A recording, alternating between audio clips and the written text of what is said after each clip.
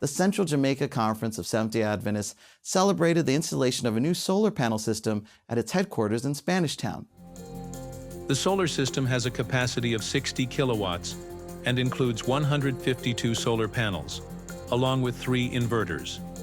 It is expected to reduce electricity costs by up to 80%, promoting significant savings and greater energy efficiency.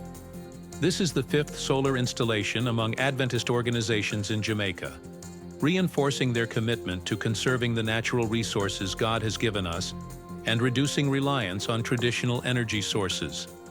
Pastor Naval Barrett, president of the Central Jamaica Conference, highlighted the positive impact of renewable energy and its importance to the conference's mission and values.